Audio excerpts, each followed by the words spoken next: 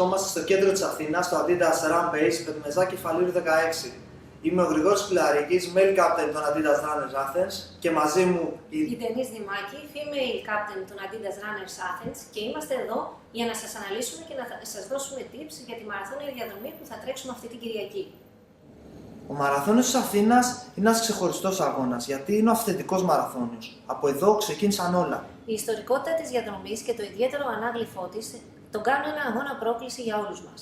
Ο αγώνας είναι point to point, ξεκινάει από το Μαραθώνα και διασχίζει όλη τη βορειοανατολική Αττική Και τερματίζει στο κέντρο της Αθήνας, στο ιστορικό Καλιμάρμαρο στάδιο. Όπως κάθε μαραθώνιος, χρειάζεται ιδιαίτερο σεβασμό για την απόσταση, γιατί είναι πολλά τα χιλιόμετρα και πρέπει να έχουμε σωστή τακτική για να πετύχουμε το στόχο μας.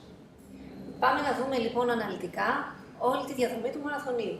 Η εκκίνηση λοιπόν γίνεται από τον Μαραθώνα. Τα πρώτα χιλιόμετρα είναι επίπεδα με ελαφριά κατηφορική κλίση, γι' αυτό ξεκινάμε πολύ ήρεμα και δεν παρασυρώμαστε από τους δρομείς γύρω μας.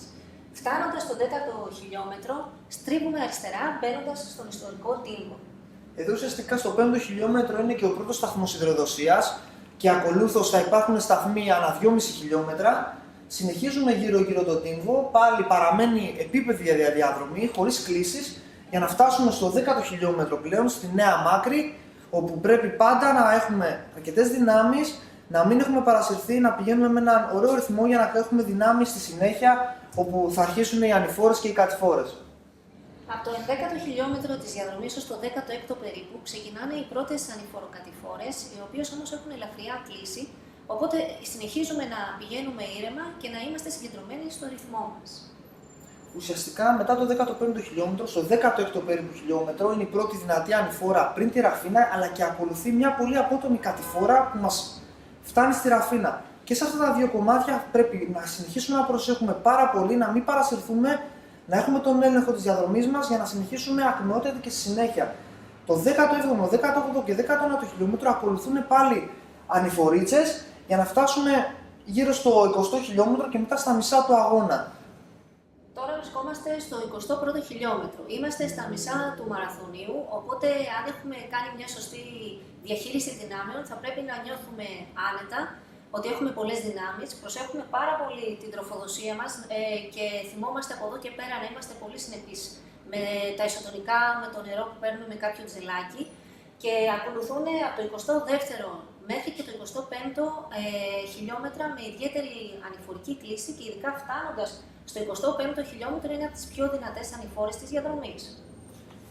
Αν έχουμε φτάσει καλά, σχετικά καλά, μέχρι το 25ο χιλιόμετρο, μπορούμε πλέον να αρχίσουμε να αναθαρρεύουμε λίγο, αν και συνεχίζουν οι ελαφρές ανηφόρες μέχρι περίπου το 27ο χιλιόμετρο, εξακολουθεί να θέλει πολύ προσοχή διαδρομή, αλλά από το 28ο χιλιόμετρο μέχρι το 30ο περίπου χιλιόμετρο, εκεί είναι ένα κομμάτι σχεδόν επίπεδο που θα μας βοηθήσει να πάρουμε ανάσες λίγο πριν περάσουμε στο πολύ κρίσιμο σημείο από το 30 και μετά στο Σταυρό.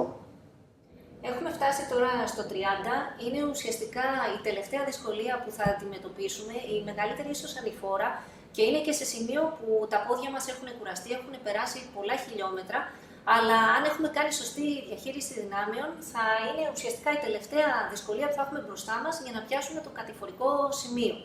Από το 30 λοιπόν μέχρι το 31ο χιλιόμετρο κάνουμε υπομονή, είναι η τελευταία ανηφόρα του Σταυρού της Αγίας Παρασκευής και φτάνοντας πλέον σιγά σιγά στο 32ο χιλιόμετρο μπαίνουμε στο κατηφορικό κομμάτι, μπαίνουμε μέσα στην Αθήνα και αρχίζουν τα χιλιόμετρα και με ιδιαίτερη κατηφορική κλίση.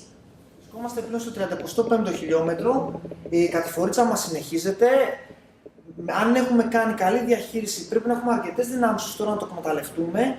Προσοχή όμως, γιατί υπάρχουν δύο σημεία παγίδες στα τελευταία αυτά χιλιόμετρα. Είναι το 37ο χιλιόμετρο που περνάει κάτω από τη γέφυρα της Κατεχάκη, που υπάρχει και μια μικρή ανηφορίτσα 200 μέτρα και αντίστοιχα, λίγο πριν βγούμε στον κόμβο Κηφισίας Αλεξάνδρας, που υπάρχουν και εκεί άλλα 200 μέτρα ανηφόρα. Στο ενδιάμεσο όμως, το 38ο χιλιόμετρο θα είναι το chilling zone των Adidas Runners που θα μας εψυχώσει και πραγματικά θα μας πρόξει για τα τελευταία αυτά χιλιόμετρα. Χαμός λοιπόν εκεί πέρα, αέρα στα πανιά μας και συνεχίζουμε προς τον τερματισμό. Περνάμε το 40ο χιλιόμετρο, μπαίνουμε και στη Βασιλής Σοφίας, η Ρόδου Αττικού και κατηφορίζουμε πλέον για να τερματίσουμε στο Παναθηναϊκό στάδιο. Ο τερματισμός στο Καλιμάνο είναι πραγματικά μια μοναδική στιγμή που θα σας μείνει για πάντα ξέχαστη. Τελευταίες συμβουλές λίγο πριν την εκκίνηση. Ξεκουραστείτε πάρα πολύ καλά την προηγούμενη μέρα. Μην κάνετε άσκοπες μετακινήσεις, μην μπείτε σε οποιαδήποτε διαδικασία σωματικής ή πνευματικής κόπωσης. Φάτε καλά, προτιμούμε υδατάνθρακες, μακαρόνια, ρύζι, ενυδατωθείτε καλά αντίστοιχα.